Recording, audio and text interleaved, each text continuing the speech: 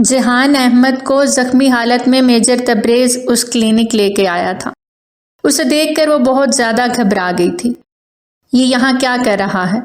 جلدی سے اس نے تبریز سے پوچھا تھا۔ مجھے نہیں معلوم، بس جلدی سے اس کا علاج کرو اور کسی بھی طریقے سے اسے ہوش میں لاؤ، اس نے غصے سے کہا۔ ماہی اس کے پاس کھڑی سٹ پٹا کے رہ گئی کہ آخر تبریز یہ کیوں چاہتا ہے کہ جہان جلدی سے ہوش میں آ جائے۔ وہ یہ سوچ کے گھبرا گئی تھی کہ جہان نے ایسا کون سا کام کیا ہے۔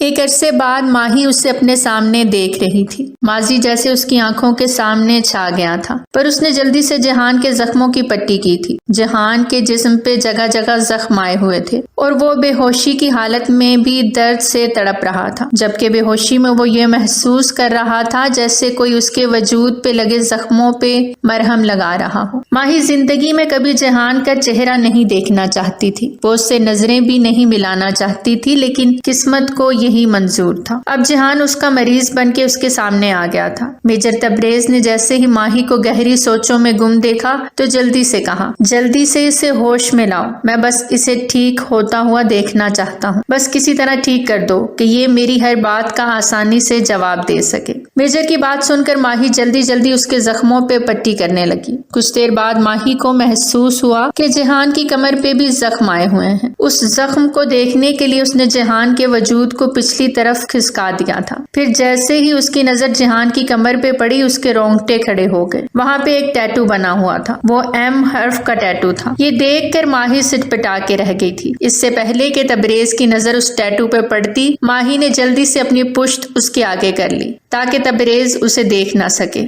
ماہین کا تعلق پٹھان فیملی سے تھا۔ وہ سوات میں رہتی تھی، بلا کی ذہین بھی تھی، جس کی وجہ سے جیسے ہی اس نے اینٹی ٹیسٹ دیا تو اس کا داخلہ سوات کے بہت اچھے میڈیکل کالج میں ہو گیا۔ وہاں اس نے اپنی میڈیکل تعلیم جاری رکھی تھی۔ ایک روز جب وہ بازار میں تھی، تیزی سے ایک شخص اس کا بیگ چھین کر بھاگ گیا تھا۔ وہ پکارتی رہی کہ رکو، اس میں میری کتابیں ہیں، پلیز ایسا مت کرو، مجھے میری کتابیں واپس کر دو۔ وہ شخص دوسری طرف جا کر رک گیا تھا۔ شاید اس نے سوچا تھا کہ ماہین چل کر اس کے پاس آ کر اپنی کتابیں لے لے گی، اور یہی ہوا تھا۔ اس کو رکتا ہوا دیکھ کر ماہی دوڑتی ہوئی اس کے پاس گئی تھی اور اس کی بائک کے قریب کھڑی ہو کر اسے پکارنے لگی تھی کہ دیکھو میری کتابیں مجھے واپس دے دو۔ جب اس کی بھاری سی آواز ماہین کو سنائی دی، اگر کتابیں چاہیے تو میرے پاس آ جاؤ، میرے پاس آ کر لے لو، اس نے لاپرواہی سے کہا تھا۔ ماہین نے جیسے ہی یہ سنا تو دبے قدموں کے ساتھ آرام سے اس کے پاس جانے لگی اور پھر اپنا ہاتھ آگے بڑھا۔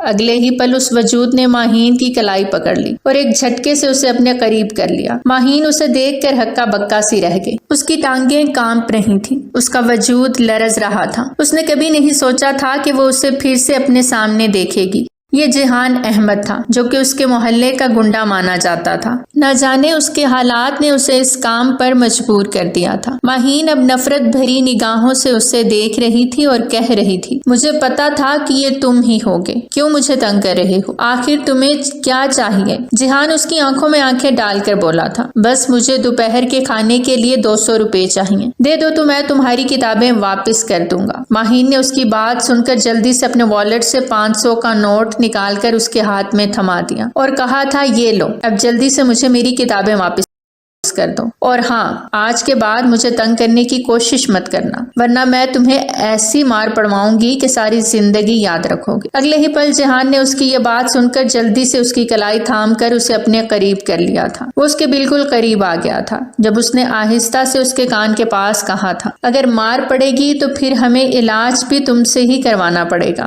ڈاکٹرنی صاحبہ۔ یہ کہتے ساتھ ہی اس نے ماہین کے چہرے پہ پھونک ماری تھی۔ ماہین کا چہرہ غصے اور شرم کے ملے جلے جذبات سے لال ہو گیا تھا۔ وہ وہاں سے واپس چلی گئی تھی، بہت زیادہ بوکھلائی ہوئی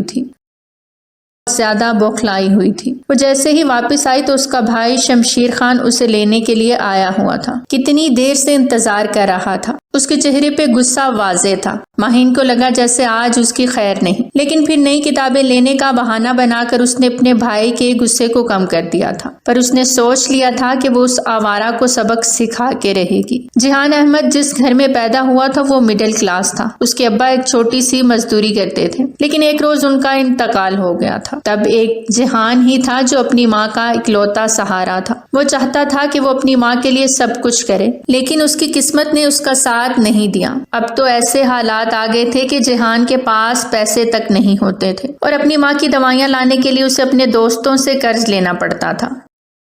ایک دن اس کے دوست نے اس سے کہا، آخر تم نے اپنا کیا حال بنا رکھا ہے؟ اب کیا تم ایسے ہی ہاتھ پہ ہاتھ دھرے بیٹھے رہو گے؟ اس طرح تو تمہاری ماں مر جائے گی۔ تب جہان تڑپ اٹھا تھا، نہیں ایسا نہیں ہو سکتا، میری ماں مجھے چھوڑ کر کیوں جائے گی؟ میں کچھ ضرور کروں گا، مجھے اچھا کام مل ہی جائے گا۔ وہ جذباتی ہو کر اپنے دوستوں کو یقین دلا کر بولا۔ جب اس کا دوست کہنے لگا، کیسے کام ملے گا؟ تیرے پاس کوئی ڈگری ہے جو تجھے کام ملے گا؟ دوست نے ہنستے ہوئے کہا تھا۔ جب جہان گہری سوچ میں ڈوب گیا، وہ کیا کرے؟ تب اس کے دوست نے کہا، ایک طریقہ ہے، جب تجھے سیدھے طریقے سے پیسے نہیں مل رہے تو الٹا طریقہ استعمال کر، کم از کم تو خوش رہے گا۔ جہان نے یہ سنا اور غصے سے بولا، کیا کہہ رہے ہو؟ میں ایسا کچھ نہیں کروں گا، میں حرام کی کمائی بالکل نہیں لوں گا۔ اس کے دوست نے کہا، حرام کی کمائی؟ یہ بھول گئے ہو کہ تمہارا اپنا گھر تھا، لیکن تمہارے چچا نے تم سے یہ گھر چھین لیا اور اپنے نام کرا لیا۔ اب وہ گھر بھی بک چکا ہے اور اسی کے پیسوں پر عیش کر رہا ہے اور تم صرف تماشا دیکھ رہے ہو۔ اگر تم میں ہمت ہے تو جا کر وہ سارے پیسے اپنے چچا سے واپس لے لو۔ جہان نے بدحواسی میں کہا، میرے چچا مجھے وہ پیسے واپس دے دیں گے؟ دوست نے کہا، یہی تو سمجھا رہا ہوں، وہ پیسے ایسے واپس نہیں دیں گے، تجھے الٹا طریقہ استعمال کرنا ہوگا۔ تب جہان نے سمجھ لیا تھا اور اسی دن فیصلہ کر لیا تھا کہ وہ اپنے چچا کے گھر جائے گا۔ رات کا آخری وقت تھا، اسے لگا تھا جیسے سب سو چکے ہوں گے۔ وہ آرام سے دیوار پھلانگ کر اپنے چچا کے گھر کے اندر داخل ہوا۔ ہر طرف اندھیرا تھا، لیکن ایک کمرے سے روشنی آ رہی تھی۔ جہان کو تجسس ہوا کہ آخر اندر کون ہے۔ تبھی اس نے کھڑکی سے جھانکا اور یہ دیکھ کر گھبرا گیا کہ دو جوان لڑکیاں بیٹھی ہنس رہی تھیں۔ ان میں سے ایک تو اس کی کزن تھی، پر دوسری لڑکی کو دیکھ کر جہان کی آنکھیں حیرت سے کھلی رہ گئیں۔ وہ بلا کی حسین لڑکی تھی، پہلی نظر میں ہی جہان کو اس سے محبت ہو گئی تھی۔ اچانک اس کی کزن کچھ لینے کے لیے کچن میں چلی گئی، لیکن اتنے میں جہان کا ہاتھ پاس رکھے گملے پہ لگا اور وہ گملہ نیچے گر کے چکنا چور ہو گیا۔ تبھی اندر بیٹھی لڑکی چونک گئی، وہ بے چینی سے کھڑکی کے پاس آئی تھی۔ کون ہے یہاں پر؟ میں نے کہا کون ہے؟ تم رکو تو صحیح، میں ابھی سب گھر والوں کو جگاتی ہوں، اس لڑکی نے جلدی سے کہا۔ پر اگلے ہی پل جہان نے کھڑکی ٹاپ کر اس لڑکی کو کھینچ کر اپنے حصار میں لیا تھا۔ وہ لڑکی اور کوئی نہیں بلکہ ماہین خان تھی، جو کہ اپنی سہیلی عروشہ کے گھر رہنے کے لیے آئی ہوئی تھی۔ اسے MD کیٹ کی تیاری کرنی تھی۔ جہان اب اسے اپنے قریب سے دیکھ رہا تھا۔ وہ بلا شبہ بہت حسین لڑکی تھی، لیکن ماہی نے جیسے ہی اس آوارہ گنڈے کو اپنے سامنے دیکھا تو اس کی ہوائیاں اڑ گئی تھیں۔ وہ بہت زیادہ گھبرا رہی تھی۔ جب اگلے ہی پل جہان نے کہا، خبردار جو کسی کو بتانے کی کوشش کی، ورنہ تم بھی جان سے جاؤ گی۔ اگلے ہی پل جہان نے اپنی وہ نکلی گن اپنی جیب سے نکال کر اس کی گردن پہ رکھی۔ وہ اتنا قریب تھا کہ اس کی بھینی خوشبو جہان کو اپنی ناک میں محسوس ہوئی تھی، لیکن وہ خود کو قابو کرتا اس لڑکی کو دور کر چکا تھا۔ جب تک ماہین کانپتے ہوئے آواز میں بولی، یہاں کیا کر رہے ہو؟ جہان تو بس بت بنا اسے دیکھ رہا تھا، جیسے وہ کوئی لڑکی نہیں بلکہ کوئی ابصرہ ہو، جو اس کے سامنے نہ جانے کس دنیا سے آئی تھی۔ جب اس لڑکی نے چلا کر کہا، دیکھو میں اپنی دوست کو بتا دوں گی تم اس کے گھر میں کیا کر رہے ہو، جہان بولا، میں گنڈا ہوں اور چوری کرنے آیا ہوں، سمجھی تم؟ اس نے دو ٹوک کہا تھا، تو اس کی بات سن کر ماہین ٹھٹک کر رہ گئی اور کہنے لگی، کتنے فخر سے بتا رہے ہو کہ گنڈے ہو اور چوری کرنے آئے ہو، جاؤ یہاں سے، نہیں تو میں سب کو جگا دوں گی۔ ماہین نے فوراً اسے سمجھانے کی کوشش کی تھی، پر سامنے والا سمجھنے کے در پہ نہیں تھا۔ اس نے کہا، اگر تم نے ایسا کیا تو میں اس گن کی ساری گولیاں تمہارے اندر اتار دوں گا، سمجھی؟ پر تم ایسے نہیں مانو گی، لگتا ہے کہ تمہیں دوسرے طریقے سے سمجھانا ہوگا۔ جہان نے یہ کہتے ساتھ ہی اپنے قدم اس کے پاس بڑھانا شروع کر دیے، جبکہ ماہین یہ دیکھ کر تو بوکھلا ہی گئی تھی۔ وہ پیچھے کو ہو رہی تھی اور دیوار کے ساتھ جا لگی، جب اگلے ہی پل جہان اس کے اور قریب تھا اور اپنا ایک ہاتھ بڑھا کر اس کی گردن پہ رکھ لیا، جبکہ دوسرے ہاتھ سے اس کے چہرے کو مزید قریب کرتا جا رہا تھا تاکہ وہ اس سے ڈرے۔ ماہین نے آنکھیں بند کر لی تھی، نہ جانے جہان اس کے ساتھ کیا کرنے والا تھا۔ جہان کو ایک آواز آئی تھی اور اس کے ساتھ ہی وہ ماہین کو اپنے ساتھ لے کے کھڑکی سے باہر آ گیا، کیونکہ جہان کی کزن واپس روم میں آ گئی تھی۔ اس نے جیسے ہی ماہین کو نہ دیکھا تو وہ ماہی کو آوازیں دینے لگی، پر ماہی کہیں نہیں ملی تھی۔ جب دوسری طرف جہان نے سختی سے ماہین کے منہ پہ اپنا بھاری بھرکم ہاتھ رکھ کر ماہین کی آواز دبائی ہوئی تھی۔ اس نے ماہین کو چھوڑا اور جلدی سے اسے اندر بھیج دیا۔ جب عروشہ ماہین سے پوچھنے لگی تم کہاں گئی تھی، ماہین بہت زیادہ کپکپا رہی تھی۔ اسے بس وہی دھمکی یاد آ رہی تھی، وہ گن بھی اس کی آنکھوں کے سامنے لہرا رہی تھی۔ ڈر کے مارے اس نے عروشہ سے کچھ بھی نہ کہا، بلکہ یہ کہہ دیا کہ بس باہر ٹھنڈی ہوا میں سانس لینے گئی تھی اور کچھ نہیں۔ جہان ماہین کی بات سن کر مسکرایا تھا اور اپنی منزل کی طرف آگے نکل گیا۔ اب اس کی منزل اس کے چچا کا روم تھا۔ وہ آسانی سے وہاں چلا گیا، وہاں سے اس کے پاس کچھ پیسے آ گئے تھے، یوں وہ پیسے لے کر گھر سے باہر آ گیا تھا۔ لیکن وہ دیکھنا چاہتا تھا کہ آخر یہ لڑکی ہے کون اور کہاں کی رہنے والی ہے۔ یہ سوچ کر وہ ساری رات اپنے چچا کے گھر کے سامنے بیٹھا رہا۔ اگلے روز جیسے ہی 12 بجے ماہین کو لینے کے لیے وہ عالی شان گاڑی آئی، جہان تو دیکھ کر گھبرا ہی گیا تھا۔ یہ لڑکی تو بہت امیر ہے، اس کے منہ سے بے ساختہ نکلا۔ اگلے ہی پل ماہین جیسے ہی گاڑی میں بیٹھی تو جہان نے بھی اپنے بائک پر اس کا پیچھا کرنا شروع کر دیا۔ اب جہان کو پتا چل گیا تھا کہ ماہین کہاں کی رہنے والی ہے۔ اب وہ ہمیشہ ماہین پہ نظر رکھتا تھا۔ یوں ماہین جب بھی کالج جاتی تھی تو جہان ہمیشہ تنگ کرنے لگا تھا، اس کا راستہ روک لیتا تو کبھی اس سے پیسے نکلوا لیتا۔ ماہین جان گئی تھی کہ جہان احمد گنڈا ہے اور اس سے بہت نفرت کرتی تھی، پر جہان اس سے عشق کر بیٹھا تھا۔ تبھی ایک روز وہ چھوٹی سی دکان پہ آیا تھا جدھر ٹیٹو بنوایا جاتا تھا۔ دکان والے نے پوچھا کہ کس کے نام کا ٹیٹو بنوانا ہے۔ جہان نے کہا بس میری کمر پہ ایم لکھ دو اور مجھے کچھ نہیں چاہیے۔ اس لڑکے نے جلدی سے جہان کی کمر میں ایم لکھ دیا تھا۔ جہان کو بہت زیادہ درد ہوا تھا، پر ٹیٹو بنانے والا حیران ہو گیا تھا کیونکہ اس کا چہرہ بالکل سنجیدہ تھا، جیسے اسے درد نہ ہو رہا ہو، پر حقیقت میں تو کوئی اس کے درد کو نہیں جانتا تھا۔ وہ بہت خوش ہو گیا تھا اور اس نے فیصلہ کر لیا تھا کہ وہ ماہین سے اپنے دل کی بات کہے گا۔ تبھی 2 سال بعد وہ دوبارہ ماہین کے پاس جا رہا تھا۔ وہ اس سے ملنا چاہتا تھا، مگر دوسری طرف ماہین تنگ آ گئی تھی۔ وہ کسی کو بھی اس کی حقیقت نہیں بتا سکتی تھی۔ اسے یہی لگتا تھا کہ بیچارہ غریب ہے اور در بدر پھرتا رہتا ہے، اگر کسی کو سچائی بتا دی تو کوئی اسے جان سے ہی نہ مار ڈالے۔ اسی وجہ سے وہ اپنا منہ بند رکھتی تھی، لیکن اسے کہاں معلوم تھا کہ اپنی اس غلطی کا اسے کتنا بڑا خمیازہ بھگتنا پڑے گا۔ اور اس روز یوں جہان احمد نے ماہین کو پرپوز کرنے کا سوچا۔ اس نے اپنے دوستوں کو ساتھ ملایا تھا تاکہ وہ اس کے سرپرائز کے لیے ساری تیاری کر سکیں۔ ماہین کو سرپرائز دینے کے لیے اس نے بہت زیادہ پیسے جمع کر رکھے تھے اور یوں اس نے ایک ریسٹورنٹ بک کرایا تھا، جبکہ وہیں ماہین کو یہ کہلوا بھیجا تھا کہ اس کی دوست اس کا انتظار کر رہی ہے۔ ماہین چونک گئی تھی، اسے سمجھ نہیں آئی تھی کہ یہ تو جہان احمد ہے جو ماہین کو اپنے پاس بلانا چاہتا ہے، لیکن وہ جیسے ہی ریسٹورنٹ گئی جہان احمد نے اس کا استقبال کیا۔ ماہین سجاوٹ کو دیکھ کر پہلے تو حیران رہ گئی، سامنے جہان احمد کو دیکھ کر اس کے ماتھے پہ شکنیں ابھر آئی تھیں۔ اس نے کبھی نہیں سوچا تھا کہ جہان احمد اسے ایسے پرپوز کرے گا۔ جہان اس وقت گھٹنوں کے بل بیٹھا ہوا تھا، جبکہ ایک ہاتھ سے اس نے ماہین کا ہاتھ پکڑنا چاہا، جب اگلے ہی پل ماہین نے اپنا ہاتھ کھینچا اور ایک زوردار تھپڑ اس کے چہرے پہ دے مارا۔ پھر اس نے کہا خبردار جو آئندہ کے بعد ایسے مذاق کرنے کی کوشش بھی کی، تم نے دیکھا نہیں تمہاری اوقات کیا ہے، میں تم سے کبھی بھی مر کے بھی شادی نہیں کروں گی۔ آخر تم نے سوچا بھی کیسے کہ میں تم جیسے بندے سے شادی کروں گی؟ تمہاری اوقات یاد دلانی ہوگی۔ اب دیکھنا میں کیا کرتی ہوں، شاید تم جانتے نہیں ہو کہ میں کس کی منگیتر ہوں۔ جہان احمد نے جیسے ہی ماہین کی یہ بات سنی تو اس کے پیروں تلے سے زمین نکل گئی تھی۔ ماہین کی منگنی میجر تبریز سے ہوئی تھی۔ میجر تبریز ماہین کے ابا کے دوست کا بیٹا تھا۔ ماہین بھی اسے پسند کرتی تھی، اور اب جب ماہین کا میڈیکل مکمل ہونے والا تھا تو ان کی تبریز سے منگنی ہو گئی تھی۔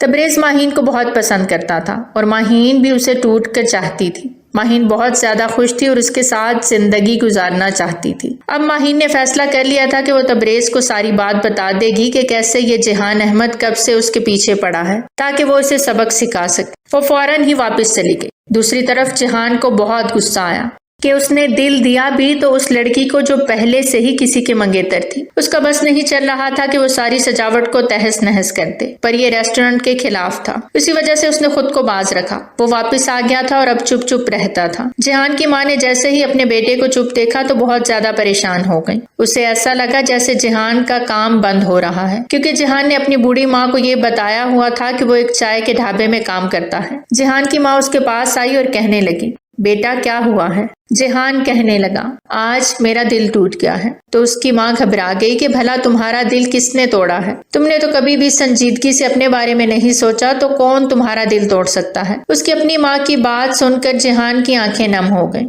جہان نے انہیں کچھ بھی نہیں بتایا، لیکن اب وہ بہت زیادہ گھبرا گیا تھا۔ اس کے دوستوں نے ہمت دی کہ دیکھو تم ابھی بھی اسے حاصل کر سکتے ہو، ایسا کرو کہ تم پھر سے اس کے پاس چلے جاؤ اور اسے یقین دلاؤ کہ تم اسے دنیا کی ساری خوشیاں دے سکتے ہو، وہ عزت دے سکتے ہو۔ کیا ہوا جو تمہارے پاس اتنا پیسہ نہیں ہے؟ تمہارے پاس دل تو ہے نا، جو تم اس سے پہلے ہی دے بیٹھے ہو۔ دوستوں کی باتوں میں آ کر جہان ایک دفعہ پھر سے پرجوش ہو گیا۔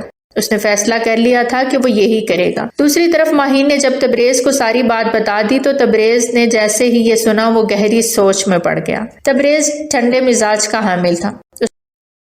اس نے ماہین کی بات سنی تو مسکرا دیا اور ماہین کو کہنے لگا کہ کوئی بات نہیں، اگر وہ مصیبت کا مارا تمہارے عشق میں گرفتار ہو گیا ہے تو اسے رہنے دو، اس سے کیا ہوتا ہے؟ ماہین اس کی بات سن کر چونک گئی اور کہنے لگی کہ تم میرے منگیتر ہو اور تم کہنا چاہ رہے ہو کہ میں اسے کچھ بھی نہ کہوں، کیا تمہیں کوئی فرق نہیں پڑتا؟ تبریز نے کہا مجھے اس سے کوئی فرق نہیں پڑتا، کیونکہ میری شادی تو تم سے ہی ہوگی، ہماری منگنی ہو گئی ہے، اب تمہارے پیچھے جو بھی پڑے مجھے اس سے کیا فرق پڑتا ہے، کیونکہ میں اپنا وقت برباد نہیں کر سکتا۔ ماہین کو تبریز اسی وجہ سے پسند تھا کیونکہ اس کے لیے چھوٹی چھوٹی باتیں اہمیت نہیں رکھتی تھیں، پر ماہین چاہتی تھی کہ وہ جہان کو سبق سکھائے اور اسے بتائے کہ اس کے ہونے والا شوہر میجر تبریز اس کا غرور توڑ سکتا ہے۔ اسی وجہ سے ماہین ضد کرنے لگی اور کہنے لگی کہ چلو اسے میری خاطر سبق سکھا کر آؤ۔ یہ سن کر تبریز بہت زیادہ پریشان ہو گیا۔ تنگ آ کر وہ ماہین کے کہنے پر جہان احمد سے ملنے چلا گیا۔ وہ ماہین کو خوش کرنا چاہتا تھا۔ کچھ دیر بعد جب وہ واپس آیا تو ماہین فوراً خوشی سے کہنے لگی کہ کیسا سبق سکھایا ہے، یقیناً اب وہ دوبارہ میرے قریب آنے کی کوشش بھی نہیں کرے گا۔ یہ سن کر تبریز کہنے لگا ہاں اب وہ تمہارے پاس نہیں آئے گا، بلکہ میں نے اسے ایک کام بھی دے دیا ہے، اب تم فکر مت کرو، وہ اپنے کام میں مصروف ہو گیا ہے، اس طرح کی فضول حرکتوں کے پیچھے نہیں جائے گا۔ تبریز کی بات سن کر ماہین اپنا سر تھام کے رہ گئی۔ اسے امید تھی کہ تبریز یقیناً کچھ اور کرے گا۔ میجر تبریز ہمیشہ اپنے ماں باپ کا فخر بلند کرتا تھا۔ اس کے باپ نے جب اسے ماہین کے بارے میں بتایا تھا کہ وہ اسے ماہین کے لیے منتخب کر چکا ہے تو اس نے اپنے ماں باپ کے حکم کے آگے سر جھکا دیا تھا۔ وہ ہمیشہ سے فرما بردار بیٹا رہا تھا اور ماہین کو بھی اسی وجہ سے بہت پسند تھا۔ ماہین خوش ہو گئی تھی کہ اب جہان احمد اس کے پیچھے نہیں پڑے گا۔ اس کی ڈاکٹری مکمل ہو چکی تھی اور اب وہ جاب کرنے لگی تھی۔ تبریز نے اسے اپنے کینٹ ایریا میں ایک کلینک کھولنے کا کہا تھا اور اس کی بہت مدد کی تھی۔ ماہین نے خوشی خوشی اپنا کلینک کھول لیا تھا۔ گھر والوں کی مرضی سے ان کی شادی کی تاریخ بھی طے ہو گئی تھی۔ وہ بہت خوش تھی۔ شادی کے موقع پر جہان احمد بھی آیا تھا کیونکہ اب اس کی تھوڑی بہت دوستی میجر تبریز سے ہو گئی تھی۔ جہان احمد اپنی آنکھوں کے سامنے اپنی محبوبہ کو کسی اور کا ہوتے ہوئے دیکھ رہا تھا۔ اس کا دل تڑپ اٹھا۔ جب ماہین کی نظر جہان احمد پر گئی تو وہ حیران رہ گئی۔ اس نے کبھی نہیں سوچا تھا کہ جہان احمد اتنا تبدیل ہو جائے گا۔ وہ یہ سوچ رہی تھی کہ میجر تبریز نے اسے کون سی نوکری دی تھی جس نے جہان احمد کو اتنا تبدیل کر دیا۔ نکاح کا اعلان ہو گیا تھا اور ماہین نے خوشی خوشی خود کو تبریز کے سپرد کر دیا۔ تبریز بہت خوش تھا۔ اس نے سب کے سامنے ماہین کے ماتھے پہ بوسہ دیا اور یوں ان دونوں کی سادگی سے رخصتی ہو گئی۔ تبریز کو فنکشن وغیرہ پسند نہیں تھے، اسی لیے اس نے سادگی سے نکاح کا اعلان کیا تھا۔ اگلے روز ولیمے کا بھی اہتمام کیا گیا تھا۔ ماہین تبریز کی دلہن بن کر اس کے ساتھ بیٹھی تھی۔ وہ بہت خوش تھا، اب کسی اور کے بارے میں سوچنا ہی نہیں چاہتی تھی۔ جب کمرے کا دروازہ بجا اور میجر تبریز مسکراتے ہوئے کمرے میں داخل ہوا تو ماہین کو دیکھ کر وہ بہت خوش ہو گیا تھا۔ اس نے ماہین کے ساتھ 3-4 محبت بھری باتیں کی اور اسے یقین دلایا کہ وہ ساری زندگی ماہین کو خوش رکھے گا اور اسے اپنی عزت بنا کے رکھے گا۔ ماہین یہ سب سن کر بہت خوش ہو گئی تھی۔ تبریز نے ماہین کو کہا تم میری قسمت میں لکھی ہوئی تھی اور اب دیکھو تم میری بیوی بن کے میرے سامنے بیٹھی ہو۔ تبریز نے اس کے دونوں ہاتھوں پہ باری باری اپنے لب رکھے جیسے محبت کا اظہار کر رہا ہو۔ اچانک ماہین اداس ہو گئی تھی۔ تبریز نے پوچھا کیا ہوا؟ ماہین کہنے لگی تمہیں یاد نہیں آج تمہاری شادی والی رات ہے؟ تبریز نے مسکراتے ہوئے کہا کیا تمہیں اتنی جلدی ہے؟ ماہین کہنے لگی میں تو تم سے کہنا چاہ رہی تھی کہ میرا موڈ خراب ہو گیا ہے کیونکہ تم نے ابھی تک میری کلائی پہ وہ بریسلیٹ نہیں پہنایا۔ تبریز ہنستے ہوئے اپنی جیب سے وہ ڈائمنڈ بریسلیٹ نکال لایا۔ ماہین اسے دیکھ کر خوش ہو گئی اور فوراً اپنی کلائی آگے کر دی۔ اب ماہین آہستہ آہستہ شرمانے لگی۔ جیسے جیسے رات گزرتی گئی وہ خود میں ہی سمٹتی گئی تھی۔ دوسری طرف جہان احمد کا دل ٹوٹ چکا تھا۔ وہ چھت پہ بیٹھا ستاروں کو دیکھ رہا تھا۔ اس کی آنکھوں میں عجیب سی تپش تھی۔ اس نے کبھی نہیں سوچا تھا کہ وہ اپنی زندگی میں کسی کے بارے میں اتنا سنجیدہ ہوگا۔ اچانک اس کا دوست آیا اور اسے کہنے لگا، یار کیا ہو گیا ہے؟ دنیا حسین لڑکیوں سے بھری پڑی ہے، کسی اور کو دیکھ لو، دل لگا لو۔ جہان کہنے لگا، میرا دل کوئی کھلونا نہیں ہے جو کسی کے ساتھ بھی بہل جائے۔ میرا دل ماہین کے نام پر ہی دھڑکتا ہے اور ہمیشہ دھڑکتا رہے گا۔ اس کے دوست نے ہنس کر اسے چپت لگائی اور کہا، پاگل ہو گئے ہو تم، وہ میجر تبریز کی بیوی ہے، اس بندے کی جس نے تمہیں کام پہ رکھا ہے۔ وہ تم پہ کتنا بھروسہ کرتا ہے۔ جہان اٹھ کر بیٹھ گیا اور اپنے دوست سے کہنے لگا، تو کیا ہوا؟ میں کون سا اس کی بیوی پہ ڈاکہ ڈال رہا ہوں؟ بس یہی کہہ رہا ہوں کہ ہاں میں اس سے محبت کرتا ہوں، تو اس میں برائی کیا ہے؟ میں کون سا اسے بھگا کے لے کے جا رہا ہوں یا اغوا کر رہا ہوں؟ اگر میرا ایسا کوئی ارادہ ہوتا تو میں یہ کام بھی بخوبی کر سکتا تھا۔ جہان احمد نے اپنے دوست کو غصے سے کہا تھا، اور جب اسے اپنے دوست کی بات بالکل بھی پسند نہیں آئی تھی تو اس کا دوست اس کے پاس سے چلا گیا۔ جہان پھر سے ستاروں کو گھورنے لگا اور ساتھ ساتھ مسکرا بھی رہا تھا۔ دوسری طرف ماہین فریش ہو گئی تھی۔ جیسے ہی وہ واش روم سے باہر نکلی تو میجر تبریز ایک امپورٹنٹ کال میں مصروف تھا۔ وہ جان گئی تھی کہ تبریز کا کل ایک اہم مشن ہے جس کے لیے اسے جانا ہے۔ جب وہ تبریز کے ساتھ بیٹھ گئی تو اسے ایک آواز سنائی دی جسے سن کر وہ سہم سی گئی۔ وہ آواز تو وہ پہچان سکتی تھی، وہ بھاری آواز جہان احمد کی تھی۔ میجر تبریز اسے کچھ سمجھا رہا تھا کہ اس نے کیا کام کرنا ہے۔ ماہین یہ سوچنے لگی کہ جہان احمد ایسا کون سا کام کرتا ہے۔ ابھی وہ یہ سوچ رہی تھی کہ تبریز نے جلدی سے کال بند کر دی۔ ماہین نے دھیرے سے کہا، تبریز تم نے جہان کو کون سا کام دے رکھا ہے؟ تبریز نے سنجیدہ نظروں سے اس کی طرف دیکھا اور کہنے لگا، ماہین تمہیں اس سے کیا؟ اب تم میری بیوی ہو، تم اس کے بارے میں کیوں سوچ رہی ہو؟ ماہین فوراً کہنے لگی، نہیں میرا کوئی ایسا ارادہ نہیں تھا، میں تو بس ویسے ہی پوچھ رہی تھی۔ تبریز کے قریب آتے اس نے کہا، میں نے تم سے پہلے بھی کہا ہے کہ میں تمہارے بارے میں ہی سوچتی ہوں، بس میں جہان کے بارے میں فکر مند تھی۔ غریب ہے، بوڑھی ماں ہے اس کے پاس، میں چاہتی ہوں کہ اس کی ماں کی تمام امیدیں پوری ہوں۔ تبریز نے ہنستے ہوئے کہا، ارے میں تو مذاق کر رہا تھا، میں صرف یہ جاننا چاہتا تھا کہ تمہارا رد عمل کیا ہوگا، ورنہ جہان احمد اتنا برا نہیں ہے جتنا تم اسے سمجھتی ہو۔ تبریز کی یہ بات سن کر ماہین کو وہ وقت یاد آ گیا جب اس نے پہلی بار جہان احمد سے ملاقات کی تھی۔ اسی لمحے تبریز نے مسکراتے ہوئے پوچھا، اچھا تو کیوں مسکرایا جا رہا ہے؟ ماہین نے کہا، بس یوں ہی ہم مل گئے ہیں نا، بس اسی خوشی میں۔ تبریز اس کے قریب آتے کہنے لگا، ابھی ہم ملے ہی نہیں، ملن تو کچھ اور ہوتا ہے۔ تبریز کی اس بات کا مطلب سمجھ کر ماہین خود ہی میں سمٹ گئی، لیکن اس سے پہلے کہ تبریز اور قریب آتا ماہین نے اسے روک دیا اور کہنے لگی، لیکن ابھی تو مجھے کلینک میں بہت زیادہ کام ہے، کافی پیشنٹس کو دیکھنا ہے، میں نہیں چاہتی کہ ابھی ہم اپنی زندگی کے نئے سفر کی شروعات کریں، ہمیں کچھ وقت دینا چاہیے۔ تبریز نے جواب دیا، ہاں ٹھیک کہہ رہی ہو تم، میرا بھی ایک بہت اہم مشن ہے، بس دعا کرو کہ وہ کامیاب ہو جائے، اس کے بعد میری زندگی میں سکون ہی سکون ہوگا۔ تبریز نے گہری سانس لے کر کہا۔ ماہین خوش ہو گئی اور خوشی خوشی اس کے گلے لگ گئی۔ یہ پہلی دفعہ تھا جب ماہین تبریز کے اتنے قریب تھی۔ تبریز نے بھی جلدی سے اس کے چہرے پہ لب رکھے، وہ جا بجا اس کے چہرے کو چوم رہا تھا اور ماہین خود میں سمٹتی جا رہی تھی۔ کچھ دیر بعد تبریز نے اسے آرام سے بستر پہ لٹا دیا۔ جہان اس وقت مشن پہ جانے کے لیے بالکل تیار تھا، وہ کہیں سے بھی پہچانا نہیں جا رہا تھا، وہ ایک فقیر کے بھیس میں تھا۔ تبھی اس کے پاس میجر تبریز آیا۔ جہان بتاؤ، کیا تم اس مشن میں کامیاب ہو جاؤ گے؟ وہاں جا کر ان سے سب کچھ اگلوانا ہے تمہیں۔ تبھی جہان بولا کہ اگر میں وہاں جا کر پکڑا گیا تو پھر کیا ہوگا؟ میجر تبریز نے کہا، کچھ نہیں ہوگا، بس تم یہ نکلی خول اپنے دانت پر چڑھا دو، اس کے اندر ایک مائکرو چپ ہے جس سے تمہاری ساری باتیں ٹریس ہو جائیں گی۔ جیسے تم وہاں سے آؤ گے تو میں یہ چپ اپنے لیپ ٹاپ پہ لگا کر سارا ڈیٹا لے لوں گا۔ جہان احمد نے جلدی سے اس کو اپنے گلے لگایا۔ تمہارا بہت بہت شکریہ، تم نے مجھے ایک نوکری دی اور ساتھ ساتھ مجھے سپورٹ بھی کرتے رہے۔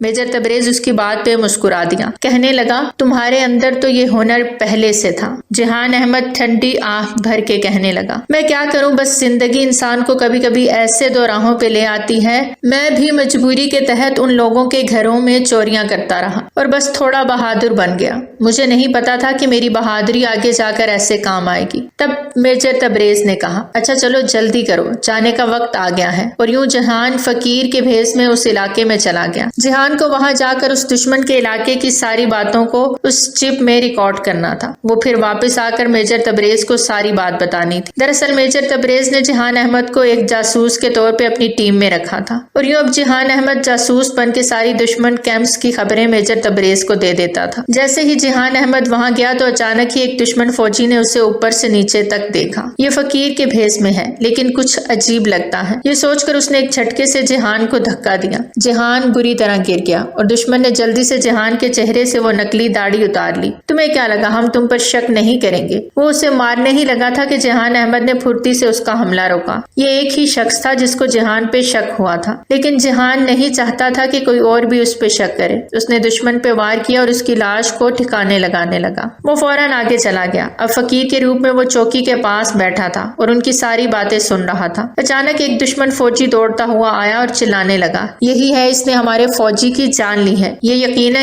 ایک جاسوس ہے۔ سب اس کی طرف آئے اور اسے مار مار کر زخمی کر دیا۔ دوسری طرف میجر تبریز نے کال کنیکٹ کی ہوئی تھی۔ جیسے ہی میجر کو پتا چلا کہ جہان احمد پکڑا جا چکا ہے، اس نے فوراً اپنے بندے بھیج دیے۔ ایک ہلکی سی جنگ چھڑ گئی، لیکن میجر تبریز نے جہان احمد کو وہاں سے واپس لانے میں کامیابی حاصل کر لی تھی۔ جہان احمد شدید زخمی تھا۔ تب میجر تبریز نے ماہین کو کال کر کے الرٹ کر دیا، جہان کی حالت بہت بری ہے، جلدی سے تیار ہو جاؤ، میں اسے زخمی حالت میں تمہارے کلینک پہ لا رہا ہوں۔ ماہین کے لیے یہ کوئی نئی بات نہیں تھی، وہ ہمیشہ زخمی فوجیوں کا ٹریٹمنٹ کرتی تھی، لیکن جب اسے پتا چلا کہ آنے والا جہان ہے تو وہ تیزی سے کام میں لگ گئی۔ کچھ دیر بعد میجر تبریز زخمی جہان کو لایا اور اسٹریچر پہ لٹا دیا۔ ماہین جیسے ہی جہان کو اس حالت میں دیکھتی وہ بہت زیادہ نروس ہو جاتی۔ اسے کیا ہوا ہے؟ اس نے پوچھا۔ میجر تبریز نے کہا، جلدی سے اسے ہوش میں لاؤ، اس کا منہ بری طرح زخمی ہو چکا ہے جس کی وجہ سے وہ چپ بھی گم ہو گئی ہے، اور مجھے اس سے ساری باتیں جاننی ہوں گی۔ ماہین زخموں پہ مرہم پٹی لگانے لگتی ہے اور تبریز اس چپ کو نکالنے کی کوشش میں لگ جاتا ہے۔ جہان کو کچھ ہو جاتا تو پھر میجر تبریز کبھی خود کو معاف نہ کرتا۔ وہ یہی سوچ رہا تھا جبکہ دوسری طرف ماہین اس پہ مرہم پٹی کر رہی تھی۔ اچانک ماہین نے اس کے وجود کو دوسری طرف کیا تو اس کی کمر پہ بھی بہت بری چوٹ آئی تھی۔ اس سے پہلے کہ وہ اس کی کمر پہ مرہم پٹی لگاتی، اچانک اس کی نظر اس کے ٹیٹو پہ پڑی۔ جیسے ہی ماہین نے وہ ٹیٹو دیکھا اسے یقین ہو گیا کہ جہان احمد اس سے محبت کرتا ہے، پر وہ اس حد تک جائے گا، اس کے نام کا ٹیٹو بنوائے گا، یہ اس نے کبھی سوچا نہیں تھا۔ اس سے پہلے کہ میجر تبریز کی نظریں اس پہ پڑتی، ماہی جلدی سے اس کے سامنے آ گئی اور ٹیٹو کو چھپا دیا، اس پہ بھی ایک پٹی لگا دی۔ میجر تبریز بہت زیادہ پریشان تھا، مگر ماہین نے اسے تسلی دی کہ جہان ہوش میں آ جائے گا۔ تم کیوں پریشان ہو؟ تبریز نے کہا، میں اس لیے پریشان نہیں ہوں بلکہ اس وجہ سے ہوں کہ دشمن کو ہماری چالوں کی سمجھ آ گئی ہے اور اب وہ ہمیں ضرور نقصان پہنچائیں گے، یہ نہ ہو کہ وہ ہم پر حملہ کر دیں۔ ماہین نے اسے گلے لگا کر کہا، تم وہاں نہیں جاؤ گے، جہان ٹھیک ہو جائے گا، تم اسے وہاں بھیج دینا۔ اس بات پہ تبریز غصے میں کہنے لگا، جہان کو میں نے وہاں بھیجا تھا اور تم دیکھ رہی ہو اس کی کیا حالت ہے۔ میں اسے وہاں دوبارہ نہیں بھیج سکتا، بلکہ اب میں خود وہاں جانے کا سوچ رہا ہوں، کیونکہ کوئی اور اتنا بہادر نہیں ہے جتنا جہان تھا، اس لیے مجھے خود ہی جانا ہوگا۔ اگلے ہی لمحے ماہین نے کہا، میرے سر کی قسم، میں تمہیں وہاں نہیں جانے دوں گی، اگر تمہیں کچھ ہو گیا تو میں بھی اپنی جان دے دوں گی۔ وہ بہت جذباتی ہو گئی تھی۔ تبریز نے اسے ہوش میں لانے کے لیے کہا، فوجی کی بیوی کمزور نہیں ہوتی، تمہیں مضبوط ہونا ہوگا۔ تبریز کی بات سن کر ماہین کے آنسو نکل آئے۔ اس نے کبھی نہیں سوچا تھا کہ زندگی اسے اس موڑ پہ لے آئے گی۔ جب تبریز وہاں سے چلا گیا تو اچانک جہان کو ہوش آنے لگا۔ جیسے ہی اس کی آنکھیں کھلی، ماہین کو سامنے دیکھ کر وہ تڑپ گیا اور فوراً اٹھ کے بیٹھ گیا۔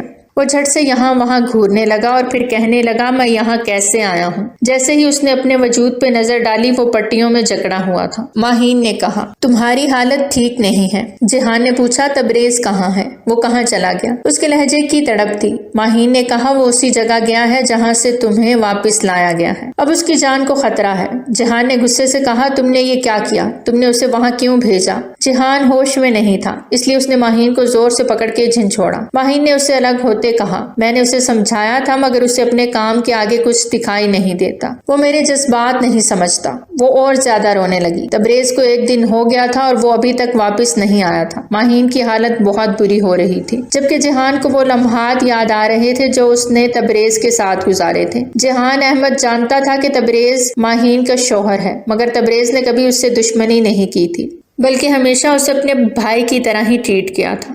جہان تبریز کے احسانات وہ کبھی بھی نہیں بھلا سکتا تھا۔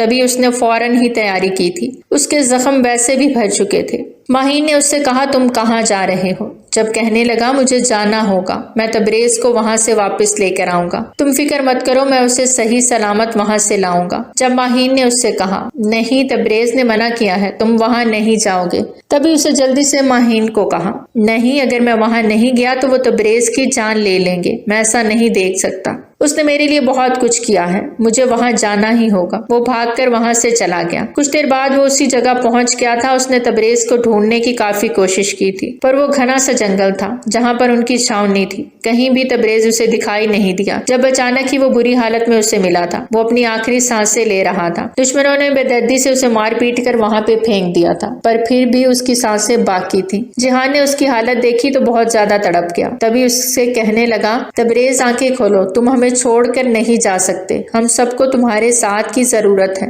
اور ماہین کو تمہاری ضرورت ہے، ماہین تم سے کتنی محبت کرتی ہے۔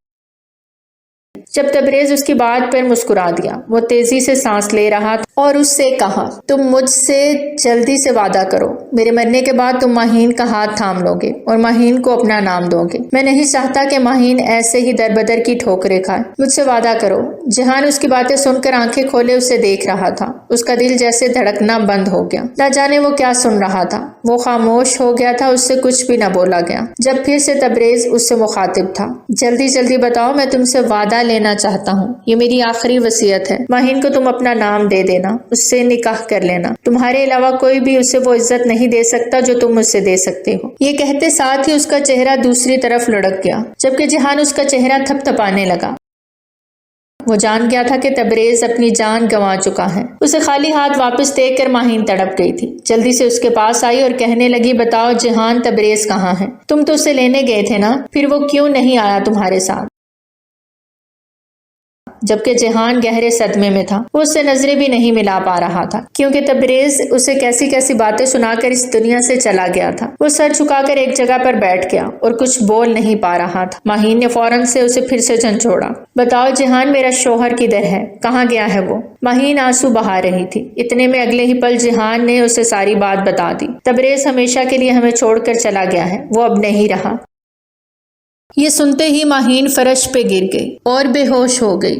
جہان نے اسے سنبھالا، ماہین آنکھیں کھولو، لیکن ماہین بے ہوش ہو چکی تھی۔ کچھ دیر بعد جب اسے ہوش آیا تو وہ خود کو کسی اجنبی علاقے میں محسوس کر رہی تھی۔ یہ ایک کچا سا علاقہ تھا اور جہان باہر پھر رہا تھا۔ کچھ دن گزر چکے تھے، اتنے میں ایک عورت اس کے پاس آئی اور کہنے لگی جو بیتا ہے اسے بھلا دو، یہ سفید کپڑے پہن لو۔ ماہین ڈر گئی تھی کہ اس کے ساتھ کیا ہو رہا ہے، وہ سفید کپڑے کیوں پہنے؟ ماہین نے غصے سے کپڑوں کو دور اچھال دیا، میں یہ نہیں پہنوں گی، تبریز کو میرے پاس لاؤ۔ پر جہان کیا کر سکتا تھا؟ وہ چاہ کر بھی اسے نہیں لا سکتا تھا، اسے تسلی نہیں دے سکتا تھا، اسے اس درد سے نہیں نکال سکتا تھا، کیونکہ ابھی وہ عدت میں تھی۔ کچھ عرصے بعد جہان ماہین سے ملنے آیا، بار بار اس کے ذہن میں وہی باتیں گونج رہی تھیں۔ تبھی اچانک ماہین اس کے سامنے کھڑی دکھائی دی اور کہنے لگی بتاؤ اس کے ساتھ کیا ہوا تھا، وہ مجھے ایسے چھوڑ کر نہیں جا سکتا، مجھے ابھی بھی یقین نہیں آ رہا۔ جہان نے اسے ساری بات بتا دی تھی کہ جیسے تبریز کو اس نے زخمی حالت میں دیکھا تھا، وہ آخری سانسیں لے رہا تھا، اس کی حالت بہت بری تھی۔ ماہین خاموش تھی، اس کا وجود ساکت تھا۔ جب جہان پھر سے بولا اس نے مجھ سے ایک وعدہ لیا ہے، یہ کہتے ہوئے جہان رک گیا۔ ماہین نے اصرار کیا، اس نے تم سے کیا کہا تھا، بتاؤ مجھے۔ پر جہان نے کوئی جواب نہیں دیا۔ ماہین نے اسے سختی سے کہا جہان مجھے بتاؤ۔ تب جہان نے کہا تبریز نے مجھ سے کہا تھا کہ میں تم سے نکاح کر لوں۔ یہ بات سن کر ماہین کے سانس تھم گئے، وہ آنکھیں پھاڑ کر جہان کو دیکھ رہی تھی، پھر اس سے کہنے لگی یہ سب تمہاری چال ہے نا، یہ سب تم نے کیا ہے نا، تم نے ہی تبریز کو مارا ہے۔ اب مجھے سمجھ میں آیا کہ یہ سب تم نے کیوں کیا، مجھے پانے کے لیے، یہ سب تم نے کیا ہے، اسی وجہ سے کیا ہے نا، تاکہ تبریز اپنی جان سے ہاتھ دھو بیٹھے اور تم یہ جھوٹی کہانی سنا کر مجھے پالو۔ یہ کہتے ساتھ ہی ماہین نے جہان کو ایک تھپڑ مارا، جبکہ جہان دوسری طرف گر گیا۔ اسے یقین نہیں آ رہا تھا کہ ماہین اس کی باتوں پہ یقین نہیں کرے گی، لیکن وہ جانتا تھا کہ وہ کیسے یقین کرے گی۔ اس کا شوہر مرنے کے بعد اسے کسی اور کے ساتھ دیکھنا چاہتا تھا۔ ماہین کیسے اس بات کا یقین کر سکتی تھی؟ جہان نے کوئی جواب نہیں دیا تھا۔ 3-4 دن ایسے ہی گزر گئے۔ ماہین کا ذہن بری طرح پھٹ رہا تھا، بار بار تبریز کے ساتھ بتائے ہوئے پل یاد آنے لگے۔ وہ ابھی بھی سمجھ نہیں پا رہی تھی کہ آخر تبریز ایسا کیوں چاہتا تھا۔ تب اچانک اسے یاد آیا کہ جب بھی وہ جہان کے خلاف بات کرتی تھی تو تبریز ہمیشہ یہی کہتا تھا جہان اتنا بھی برا نہیں ہے، وہ بہت اچھا انسان ہے۔ حالات نے اسے برا بنا دیا تھا، اور کیا ہوا جو وہ تم سے محبت کرتا ہے؟ شادی تو تمہاری مجھ سے ہوگی۔ یہ ساری باتیں سوچتے سوچتے ماہین کا دماغ پھٹ رہا تھا۔ تبھی تنگ آ کر جہان سے وہ ملنے گئی۔ وہ ابھی تک اسی علاقے میں تھی کیونکہ علاقے کے ارد گرد دشمن فوج نے قبضہ جمایا ہوا تھا اور وہ وہاں سے واپس نہیں جا سکتی تھی۔ ماہین نے جہان سے کہا، مجھے ایک بات بتاؤ، کیا تم مجھ سے نکاح کرنا چاہتے ہو؟ جہان نے ماہین کی بات سن کر چونک کر کہا، کیسی باتیں کر رہی ہو؟ میں ایسا کچھ نہیں چاہتا۔ میں نے تمہیں بس وہ کہا جو تبریز نے کہا۔ اگر تمہیں اپنی زندگی کا کوئی خیال ہے تو تم خود سوچ سمجھ کے صحیح فیصلہ کرو۔ یہ کہہ کر وہ وہاں سے چلا گیا۔ جہان کو ابھی بھی وہاں درد تھا جہاں ماہین نے اسے تھپڑ مارا تھا۔ اسے ماہین کا دکھ نہیں تھا جتنا کہ تبریز جیسے دوست کے جانے کا دکھ تھا۔ تبریز اب اس کا سچا دوست بن چکا تھا۔ تبریز نے ہی اسے بدل کے رکھ دیا تھا۔ وہ پہلے والا جہان احمد نہیں رہا تھا جو گلیوں میں گھوما کرتا تھا۔ اب وہ ایک کامیاب جاسوس بن چکا تھا جو ہمیشہ اپنے مشن میں کامیاب رہتا تھا اور سب کا ساتھ دیتا تھا۔ جہان سوچوں میں گم تھا جب اسے آواز سنائی دی، ٹھیک ہے، میں تم سے نکاح کر لوں گی۔ یہ سن کر جہان جیسے چونک اٹھا۔ جیسے ہی وہ پیچھے مڑا اس نے ماہین کو اپنے سامنے کھڑے پایا۔ جہان کے وجود میں لرزش پیدا ہوئی۔ اس نے کبھی نہیں سوچا تھا کہ ماہین نکاح کرنے کے لیے تیار ہو جائے گی، مگر اگلے ہی پل ماہین نے کہا،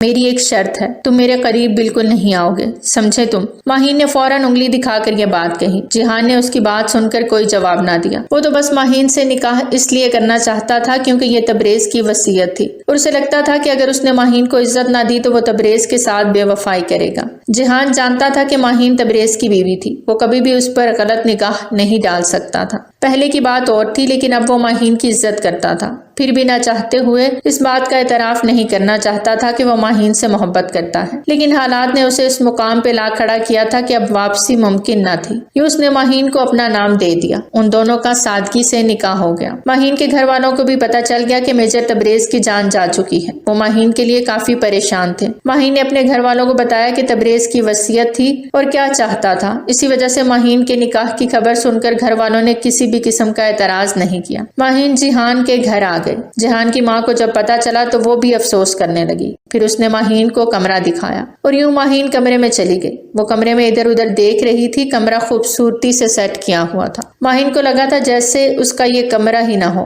وہ پہلے اسے کسی اور نظر سے دیکھتی تھی۔ جہان اب ہمیشہ باہر چلا جاتا۔ وہ اس مشن میں کامیاب ہو رہا تھا جو میجر تبریز کا ایک خواب تھا جسے پورا کرنا تھا، اور اب جہان احمد نے یہ فیصلہ کر لیا تھا کہ وہ اس مشن کو ضرور پورا کرے گا۔ وہ رات کو واپس آتا تھا۔ ماہین اس وقت تک سو جاتی تھی۔ جب ایک روز وہ جیسے ہی واپس آیا تو اس نے ماہین کو اسٹڈی ٹیبل کی چیئر پہ سوتے ہوئے دیکھا۔ وہ بہت زیادہ پریشان ہو گیا تھا۔ ماہین کو جھنجھوڑنے کی بہت کوشش کی۔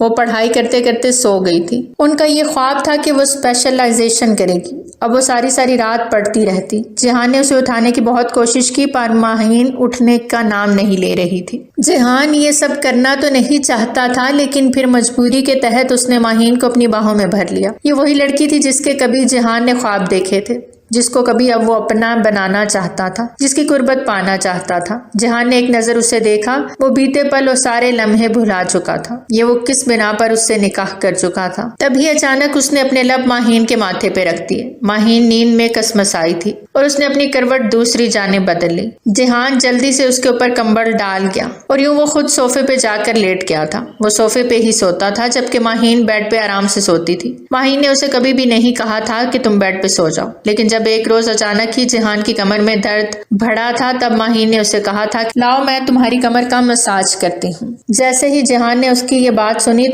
تو یہی سوچا کہ اس نے کمر کا ٹیٹو دیکھ لیا تو قیامت آ جائے گی۔ اس نے فوراً سختی سے کہا تھا، تمہیں میری کمر کا مساج کرنے کی ضرورت نہیں ہے، میں خود دیکھ لوں گا، تم جا کر آرام سے سو جاؤ۔ تب ماہین اسے کہنے لگی، میں نے تمہارا وہ ٹیٹو کب سے دیکھا ہوا ہے، تمہیں شاید یاد نہیں ہے، تمہاری مرہم پٹی میں نے ہی کی تھی۔ یہ سن کر تو جہان کے چہرے کا رنگ اڑ گیا۔ وہ بہت زیادہ کنفیوز ہو رہا تھا، پر وہ پھر بھی نہیں چاہتا تھا کہ ماہین اس کے قریب بھی آئے اور یوں اس کے جذبات بھڑک اٹھے۔ اسی وجہ سے اس نے دوبارہ سے ماہین کو منع کر دیا، لیکن ماہین نے سوتے ہوئے سے یہی کہا تھا کہ تم بیڈ پر آ کر سو سکتے ہو۔ جہان ویسے بھی صوفے پہ بہت مشکل سے سو رہا تھا، پر اپنی ضد کی خاطر اس نے ماہین کی بات نہیں مانی تھی، لیکن آدھی رات کو اس کا صبر جواب دے گیا اور یوں وہ صوفے سے اٹھ کر بیڈ پہ آ گیا تو اب اس کے سامنے ماہین لیٹی ہوئی تھی۔ وہ سکون سے سو رہی تھی جبکہ جہان اس کے نئے نقش کو اپنی آنکھوں میں بسا رہا تھا۔ اس نے کبھی نہیں سوچا تھا کہ قسمت اس پہ مہربان ہو جائے گی۔ نہ جانے اس نے کون سا اچھا کام کیا تھا جو اب ماہین اس کی بیوی بن کر اس کے ساتھ رہ رہی تھی، چاہے وہ کن حالات میں اس کی بیوی بنی تھی۔ لیکن اب سچائی تو یہی تھی، اس سچائی کو کوئی نہیں جھٹلا سکتا تھا۔ یہ سوچتے کب اس کی آنکھ لگ گئی اسے پتہ ہی نہیں چلا۔ یوں ہی ان کے نکاح کو 1 سال ہو گیا تھا، لیکن ابھی تک جہان اس کے قریب نہیں آیا تھا۔ وہ چاہتا بھی نہیں تھا کہ کبھی زبردستی اس سے اپنا حق وصول کرے اور ماہین کو کسی شک میں ڈالے، پر آہستہ آہستہ وہ اس سے اور بھی زیادہ محبت کرنے لگا۔ اس نے ماہین کے کہنے پر ماہین کے سارے خواب پورے کیے تھے۔ اس کا بجٹ اتنا نہیں ہوتا تھا، لیکن کبھی بھی اس نے ماہین کو کہیں بھی جانے اور کچھ بھی کرنے سے منع نہیں کیا تھا۔ ماہین کی پسندیدگی کی خاطر اس نے اپنے سارے برے دوستوں کو چھوڑ دیا تھا اور اب بس اسی مشن میں کامیاب ہونا چاہتا تھا۔ جب اچانک ہی اس نے ماہین کو بتایا کہ میں اسی جگہ جا رہا ہوں، اس کی بات سن کر ماہین اپنا کام روک چکی تھی اور کچھ تیکھی نظروں سے اس کی جانب دیکھنے لگی، پھر اس کے پاس آئی اور کہنے لگی، کیا کہا تم نے؟ جب وہ بولا کہ پہلے ہم لوگ ناکام ہو گئے تھے، لیکن اب ضرور میں کامیاب ہو کر واپس آؤں گا۔ ماہین نے اس سے کہا، تمہیں کیا لگتا ہے کہ میں تمہیں واپس اسی جگہ جانے دوں گی جدھر تبریز نے اپنی جان گنوائی تھی؟ کبھی بھی نہیں۔ ماہین نے اسے فوراً نفی میں سر ہلا کر کہا۔ جب اس کی بات سن کر جہان بے چین ہو گیا۔ ماہین اس کے راستے میں ٹانگ اڑا رہی تھی اور اس کے مشن میں رکاوٹ ڈال رہی تھی۔ جہان کو یہ بات بالکل برداشت نہیں ہو رہی تھی، کیونکہ وہ تو کسی بھی طریقے سے بس اس مشن میں کامیابی حاصل کرنا چاہتا تھا۔ تبھی غصے سے کہا کہ تم یہ سب کیوں کر رہی ہو؟ شاید بھول گئی ہو کہ ہمارے بیچ نکاح کس نوعیت کا ہے۔ اس کی بات سن کر ماہین گہری سانسیں لینے لگی۔ اسے امید نہیں تھی کہ جہان اتنے غصے میں آ جائے گا۔ جہان کے وہ بالکل قریب تھی۔ جہان بہت زیادہ غصے میں تھا، لیکن ماہین نے خود پر قابو رکھا اور پھر اس سے کہا تھا کہ تم خود ہی بتاؤ، میں نے پہلے تبریز کو کھو دیا، لیکن اگر اب تم بھی مجھے چھوڑ کر چلے گئے تو میں یہ صدمہ برداشت نہیں کر پاؤں گی۔ میں تمہیں وہاں نہیں جانے دوں گی، وہ غلطی دوبارہ دہرانے نہیں دوں گی، پلیز تم وہاں نہیں جاؤ۔ جب جہان نے اسے کہا، نہیں، تبریز کا وہ خواب تھا، تم کیا اس کا خواب پورا ہوتا نہیں دیکھنا چاہتی؟ کیا تم نہیں چاہتی کہ اس کا وہ مشن کامیاب ہو جائے جسے ادھورا چھوڑ کر وہ چلا گیا؟ اس کی بات سن کر ماہین کی آنکھوں میں آنسو آ گئے۔ وہ اس سے ایک جھٹکے سے الگ ہوئی اور کہنے لگی کہ ہاں میں چاہتی ہوں، لیکن اگر اس مشن میں تمہاری جان چلی گئی تو مجھے یہ بالکل گوارا نہیں ہے۔ جب جہان نے اسے کہا کہ تم تو مجھ سے نفرت کرتی ہو، پھر تم یہ کیوں نہیں چاہتی کہ میں وہاں جاؤں؟ ہاں، اگر میری جان چلی بھی گئی تو تمہیں کیا فرق پڑتا ہے؟ اس نے فوراً ہی ماہین کو دونوں ہاتھوں سے جھنجھوڑ کر سختی سے کہا۔ اس کی بات سن کر ماہین اس سے نظریں چرانے لگی جیسے اس کی چوری پکڑی گئی ہو۔ جب جہان نے اس کا چہرہ تھاما اور پھر اس کی آنکھوں میں آنکھیں ڈال کر کہا، بتاؤ جلدی، اگر تم نے مجھے اپنے دل کی بات کہہ دی تو پھر میں وہاں نہیں جاؤں گا،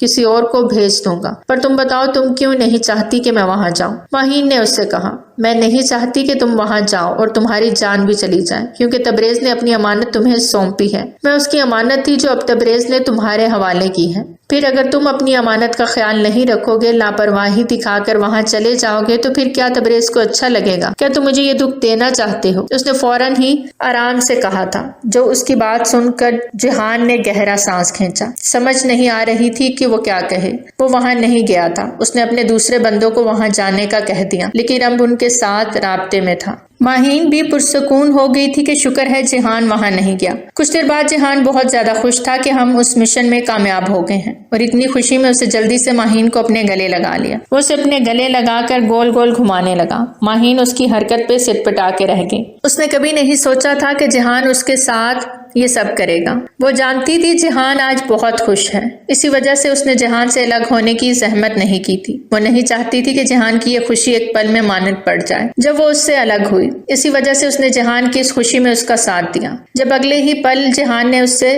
الگ کیا اور پھر اس کے چہرے کو بغور دیکھنے لگا، جب اچانک بنا کچھ کہے وہ ماہین پر جھک گیا اور اس کے چہرے پہ جا بجا اپنے پیار کی چھاپ چھوڑنے لگا۔ ماہین نے جیسے ہی اسے یہ سب کرتے دیکھا تو اس کی دل کی دھڑکنیں تیز ہونے لگی۔ اس نے کافی کوشش کی تھی کہ وہ جہان سے الگ ہو سکے۔ وہ نہیں چاہتی تھی کہ جہان کا دل ٹوٹے، نہ جانے وہ یہ کیوں نہیں چاہتی تھی، لیکن آہستہ آہستہ وہ اپنا آپ جہان کے حوالے کر چکی تھی۔ اس نے کبھی نہیں سوچا تھا کہ وہ اس شخص کو اپنا وجود دے دے گی اور اس بات کی اجازت دے دے گی کہ وہ اسے حاصل کر لے جس سے وہ اتنی نفرت کرتی تھی، لیکن یہ نفرت کی دیوار کب ختم ہوئی اسے خود بھی نہیں پتا چلا۔ وہ جہان کو پسند نہیں کرتی تھی، لیکن نہ جانے کیوں اسے جہان کا وہ اداس چہرہ دیکھا نہیں جاتا تھا۔ اسے ایسا لگتا تھا کہ اگر اس نے جہان کو اداس کیا یا اس کا دل توڑا تو کہیں میجر تبریز اس سے اداس نہ ہو جائے، اسے ناراض نہ ہو جائے۔ وہ ہمیشہ تبریز کا خیال کر کے جہان کو وہی کرنے دیتی تھی جو وہ کرنا چاہتا تھا، اور یوں جہان نے اسے حاصل کر لیا تھا۔ جہان نہیں جانتا تھا کہ آخر ماہین نے اس سے روکا کیوں نہیں۔ ماہین چاہتی تو اسے الگ کر سکتی تھی۔ اسے یہی لگنے لگا تھا کہ شاید ماہین اسے پسند کرنے لگی ہے، اور اس روز جیسے ہی اس نے ماہین سے پوچھا تو ماہین فوراً ہی اپنا رخ موڑ گئی۔